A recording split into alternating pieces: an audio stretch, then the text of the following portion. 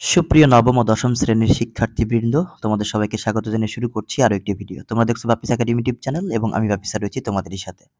তোমরা যারা আমাদের এই চ্যানেলে নিয়মিত ভিডিও দেখো তোমরা জেনে থাকবে তোমাদের যে ইংরেজি ফার্স্ট পেপার রয়েছে এবং সেটির ইউনিট 1 লেসন 2 এ যে গল্পটি রয়েছে গার্ল নামে, যেটা লিখেছেন জামাইকা কিনকেইড, সেই গল্পটির বাংলা অর্থ সহ সুন্দরভাবে বোঝানোর চেষ্টা করেছি।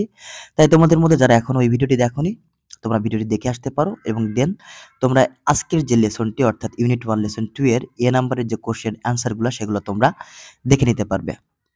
তো দেখো, আজকের এই ভিডিওর মাধ্যমে তোমাদের যে গাল গল্পের 5টি প্রশ্ন রয়েছে সেই 5টি প্রশ্নের উত্তর দিয়ে দিয়েছি আমি।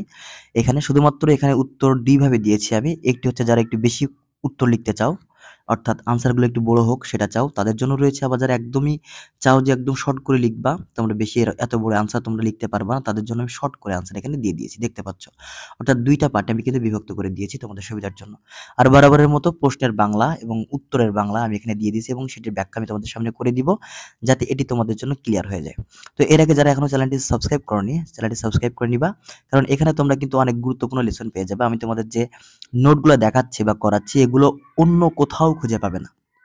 না তুমি ইউটিউবে অন্য কোনো ভিডিও খুঁজে পাবে, না তোমার গাইডে পাবে, না তোমার শিক্ষক তোমাকে শেখাবে। তো সম্পূর্ণ ইউনিকভাবে তোমরা এখানে লেসনগুলো পাবা। সুতরাং যারা একটু অন্য ওয়েতে বা ভিন্নভাবে শিখতে চাও তাদেরকে অবশ্যই রিকোয়েস্ট করব চ্যানেলটি সাবস্ক্রাইব করে রাখার জন্য। তো তোমরা দেখতেই পাচ্ছ লেসন 2তে তোমাদের গার্ল নামে যে গল্পটা রয়েছে সেই গল্পের 5টি প্রশ্ন তোমাদেরকে এখানে আনসার করতে হবে। দেখতেই পাচ্ছ এখানে 5টি প্রশ্ন। তো প্রথম প্রশ্নটা আমরা দেখি এবং সেটার আনসার খোঁজার চেষ্টা করি। প্রথম প্রশ্ন তোমরা দেখতেই পাচ্ছ, is it a story about a mother and daughter? এটি কি মামের গল্প? Do you find the mother and daughter familiar to you? তুমি কি মা ও মেয়ের মধ্যে কোনো মিল খুঁজে পাও? এটার আনসার তুমি কি দিবা গল্পের আলোকে? Yes, it is indeed A story about a mother and daughter. হ্যাঁ, এটি সত্যি একটি মা মেয়ের গল্প। The way the mother share her wisdom and expectations reflects a common relationship dynamic found in many cultures, where mothers guide their daughters through traditions and social norms. এটার বাংলা হচ্ছে, যেভাবে মা তার জ্ঞান ও প্রত্যাশা শেয়ার করে।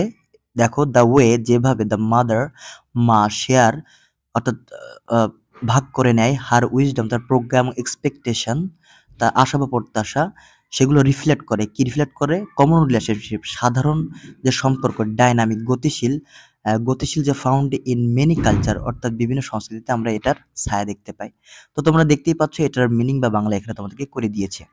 তো পরের প্রশ্নটা দেখা যাক। পরের প্রশ্নটা হচ্ছে, what is the cultural identity of the speaker and listener? অর্থাৎ বক্তা এবং শ্রোতার সাংস্কৃতিক পরিচয় কি? এখানে বক্তা বলতে মা, আর যে শুনছে সে তো অবশ্যই মেয়ে গার্ল গল্পের। তাই এখানে প্রশ্নটা হচ্ছে এরকমই, what is the cultural identity অর্থাৎ সাংস্কৃতিক পরিচয় কি of the speaker and the listener, বক্তা এবং শ্রোতার সাংস্কৃতিক পরিচয় কি? এখানে দেখো তোমাদের আনসার দিয়ে দিয়েছি। The speaker, that's mean mother, and listener বলতে কন্যাকে বুঝিয়েছে, belong to Caribbean culture background, particularly reflect of Antiguan traditions, অর্থাৎ বক্তা মা এবং শ্রোতা কন্যা ক্যারিবিয়ান সংস্কৃতির পটভূমিতে অন্তর্ভুক্ত। অর্থাৎ তাদের যে মা যে শিক্ষাগুলো মেয়েকে দিয়েছে সেটি মূলত যে ক্যারিবিয়ান যে সাংস্কৃতিক আহ, পটভূমি রয়েছে, ব্যাকগ্রাউন্ড বলতে পটভূমি রয়েছে, সেগুলোকে আসলে রিফ্লেক্ট করে বা প্রতিফলিত করে।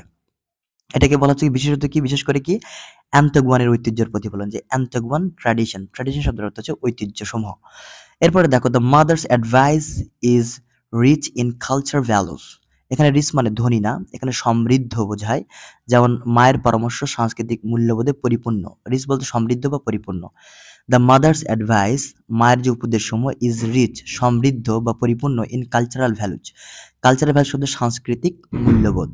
এমফাসাইজিং ট্র্যাডিশনাল জেন্ডার, অর্থাৎ জোর দিয়ে traditional gender roles and domestic responsibilities, যা ঐতিহ্যগত লিঙ্গের ভূমিকা এবং গৃহস্থকারের দায়িত্বকে জোর দেয়।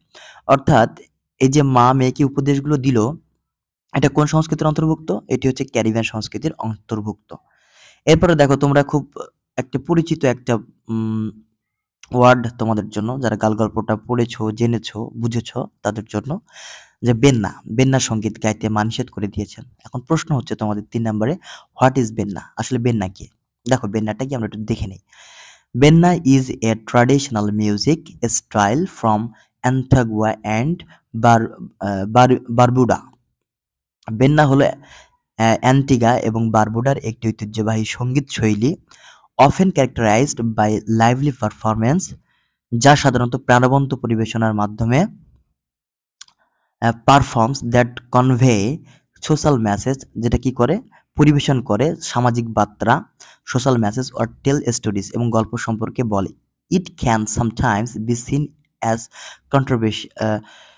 কন্ট্রোভার্সিয়াল, অর্থাৎ এটি কখনো কখনো বিতর্কিতভাবে দেখা হতে পারে, specially in context like Sunday school, বিশেষ করে রবিবারের বিদ্যালয়ের মতো প্রেক্ষাপটে যদি বেন্না গান গাওয়া হয় সেটা ওই সংস্কৃতিতে খুব একটা ভালোভাবে দেখা হয় না। তাহলে বেন্না গান কি বুঝতে পেরেছো? বেন্না গান মূলত অ্যান্টিগা এবং বারবুডার যে ঐতিহ্যবাহী সঙ্গীত রয়েছে সেটাকে প্রতিফলিত করে। এরপরের প্রশ্নটা দেখো, 4 নম্বরে যেটা বলছে, what is the importance of gender, what is the importance of gender in the story, অর্থাৎ গল্পে লিঙ্গের গুরুত্ব কি? If the girl were a boy, অর্থাৎ বালিকা গল্পের বালিকাটি যদি বালক হতো, what উল্ড the mother be telling him the same things, অর্থাৎ মা কি তাকে একই কথা বলতো? এখানে দেখো, এখানে একটু বোঝার বিষয় রয়েছে, যেমন ইফ দ্য গার্ল, যদি বালিকাটি, ইন গার্ল অর্থাৎ বালিকা গল্পের বালিকাটি যদি বালিকা না হয়ে বয় হইতো বা বালক হইতো, তাহলে কি মা তাকে সেম সেম কথা বলতো? দেখো আনসারটা আমরা দেখিনি।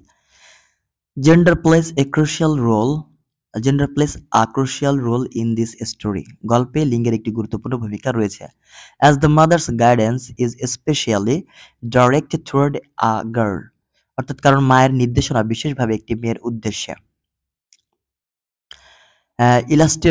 ইলাস্ট্রেটিং সোসাইটাল এক্সপেকটেশনস ফর উম্যান, যা নারীদের জন্য সামাজিক প্রত্যাশা তুলে ধরে। If the children were a boy, যদি সন্তানটি ছেলে হতো, the mother would likely give different advice, তাহলে মা তাকে ভিন্ন একটা উপদেশ দিত বা ভিন্নভাবে তাকে অন্য কিছু বলতো। Focusing more on male role, অর্থাৎ যা পুরুষের ভূমিকা অ্যান্ড রেসপন্সিবিলিটি এবং দায়িত্বের উপর বেশি গুরুত্ব দিত, এরকম বিষয়ে মা তাকে বলতো। যেহেতু সে একজন মেয়েকে বা তার নিজের মেয়েকে অ্যাডভাইস দিচ্ছে, সুতরাং সেটি একজন মেয়েকে কি কি আদেশ দেওয়া যেতে পারে বা কি কি নিষেধ করা যেতে পারে সামাজিক প্রেক্ষাপটে সেটি তিনি করেছেন। কিন্তু এটি যদি ছেলে হতো তাহলে অবশ্যই তার যে ব্যাখ্যা সেটি ভিন্ন হতো।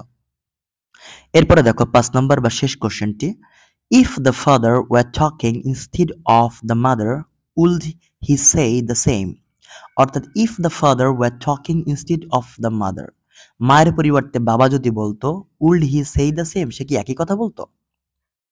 আনসার দেখে নাও।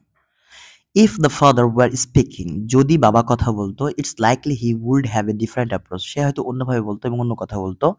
Father typically express their guidance in a way that might focus less on domestic chores, অর্থাৎ গৃহস্থালির কাজের ব্যাপারে বাবারা একটু কম ফোকাস করতো, একটু কম তাদেরকে গাইড করতো, অ্যান্ড মোর এবং সবচেয়ে বেশি গাইড করতো বা বলা মানে বেশি সম্পর্কে বলতো on protections and broader life lesson, অর্থাৎ কি বলছে দেখো, বাবারা সাধারণত তাদের নির্দেশনা এমনভাবে দেন যা গৃহস্থালির কাজের উপর কম গুরুত্ব দিয়ে জীবন ধারণ এবং সুরক্ষার উপর বেশি নজর দেয়। তো এটাই ছিল তোমাদের আনসার, তোমরা দেখতেই পাচ্ছ। এখন দেখো, তোমরা যারা শর্ট আনসার দিতে চাও, অর্থাৎ কোন রকমে একটু ভালো মার্ক হইলেই হবে বা মূল ভাবটা তুলে ধরতে চাও, তাদের জন্য আমি করে দিয়েছি here are the questions with short answers. এখানে দেখো তোমাদের সেই কোশ্চেন একদম সেম রয়েছে, কিন্তু এখানে আনসারটা একেবারে এক লাইনে করে দিয়েছি। তো তোমরা যারা এরকম ছোট ছোট আনসার পেতে চাও তাদের জন্য কিন্তু ব্যবস্থা করে দিয়েছি। সো বুঝতেই পারছো এখানে 2 ধরনের ব্যবস্থাই আছে। অ্যা খারাপ ভালো স্টুডেন্ট সবাইকে মাথায় রেখেই আমি এটা করেছি আরকি। তো এখানে দেখো, is it a story about a mother and daughter, এটা কি মা মেয়ের গল্প? Do you find the mother and daughter familiar to you, অর্থাৎ তুমি কি মায়ের এবং কন্যার ভিতরে কোনো মিল খুঁজে পাও? এটা এক কথা আনসার তুমি দিতে পারো yes. It's it's about a mother and daughter, এটা হচ্ছে মা এবং মেয়ে সম্পর্কে একটি গল্প। Their dynamic is familiar in many cultures, অর্থাৎ তাদের সম্পর্ক অনেক সংস্কৃতিতে কি পরিচিত। 2 নম্বর প্রশ্ন দেখো, what is the cultural identity of the speaker and listener, বক্তা এবং শ্রোতার সাংস্কৃতিক পরিচয় কি? এক কথা উত্তর দিতে পারো, they belong to Caribbean culture specially Antiguan traditions, তারা ক্যারিবিয়ান সংস্কৃতির এবং বিশেষ করে অ্যান্টিগুয়ানের ঐতিহ্যের অন্তর্ভুক্ত। তারপরে 3 নম্বর প্রশ্ন, হোয়াট ইজ বেন্না, বেন্না কি? বেন্না is A lively music style Benna is a lively music style from Antigua and Barbuda, often with social message. বেন্না হল অ্যান্টিগা এবং বারবুডার একটি প্রাণবন্ত সঙ্গীত শৈলী যা সাধারণত সামাজিক বার্তা নিয়ে আসে। What is the importance of gender, অর্থাৎ লিঙ্গের গুরুত্ব কি ইন দ্য স্টোরি, গল্পের মধ্যে। If the girl were a boy, অর্থাৎ বালিকা গর্ভের বালিকাটা যদি বালক হতো, would the mother be telling him the same thing, মা কি তাকে একই কথা বলতেন? আনসারটা দেখে নাও। জেন্ডার ইজ ক্রুশিয়াল, জেন্ডার বা লিঙ্গ গুরুত্বপূর্ণ। The advice is tailored for a girl, অর্থাৎ পরামর্শটি একটি মেয়ের জন্য। এ বয় would likely receive different guidance, অর্থাৎ একটি ছেলেকে সম্ভবত ভিন্ন নির্দেশনা দেওয়া হতো। এতটুকু লিখলে তুমি ফুল মার্ক পেয়ে যাবে, এটা কনফার্ম থাকো, কারণ তুমি মূল ভাবটাই কিন্তু তুলে ধরতেছো। এরপরে দেখো 5 নম্বরে বলা হচ্ছে if the father were talking instead of the mother would he say the same, যদি বাবা না হয়ে মা বলতো তাহলে কি তিনি একই কথা বলতেন? দেখো আনসারটা দেখে নাও। নো, না। The father would probably have a different perspectives and focus, না, বাবা সম্ভবত ভিন্ন দৃষ্টিভঙ্গি এবং কেন্দ্রবিন্দু থেকে কথা বলতেন। তো এটাই ছিল তোমাদের যে লেসন 2 এর এ নাম্বারের যে প্রশ্নগুলো ছিল সেই প্রশ্নগুলোর সমাধান, যেখানে আমি তোমাদেরকে শর্ট আনসার এবং লং আনসার দুটাই দিয়ে দিয়েছি। তোমরা যারা একটু ভালো ইংরেজি বুঝো, পড়ো, পারো, তারা একটু লং ভাবে লেখার চেষ্টা করবে, এতে তোমার ফোকাস রাইটিংটা লেখার যে অভ্যাস সেটাও বৃদ্ধি পাবে, এর সাথে তুমি ইংরেজিটাও ঠিকঠাক মতো শিখতে পারবে। তো আশা করি তোমরা ভিডিওটা বুঝতে পেরেছো এবং ভিডিওর মাধ্যমে তোমাদের যেটি লেসনটা কমপ্লিট করতে পেরেছো। তো তোমাদের ভিডিওটা কেমন লাগলো এবং কে কোথা থেকে ভিডিওটা দেখতেছো এটা একটু কমেন্ট করে জানায়ও, যে বাংলাদেশের কোন প্রান্ত থেকে আমার স্টুডেন্টরা ভিডিওগুলো দেখতেছে, আমি একটু দেখতে চাই। আর একই সাথে আশা করছি তোমরা আমাদের সাথেই থাকবে, তোমাদের জন্য নিত্য নতুন ভিডিও নিয়ে আমরা আসব এবং তোমাদের এ প্লাস বা গোল্ডেন এ প্লাস পাওয়ার ক্ষেত্রে আমরা একটা সহায়ক ভূমিকা পালন করতে চাই। ঠিক একইভাবে যে সকল অভিভাবকবৃন্দ এবং শিক্ষকবৃন্দ আমার এই ভিডিওটা দেখলেন, আপনাদেরকে সবাইকে শুভেচ্ছা জানাচ্ছি। আশা করি আপনাদের এই ভিডিওটি একটু হলেও উপকারে এসেছে। আর এতটুকু উপকার আসলেই আমার এই ভিডিও বানানো সার্থক হয়ে যাবে। তো এই ছিল আজকের ভিডিও। ভালো থাকুন, সুস্থ থাকুন। দেখা হবে খুব তাড়াতাড়ি অন্য কোনো ভিডিওতে। Tata, bye bye. আসসালামু আলাইকুম।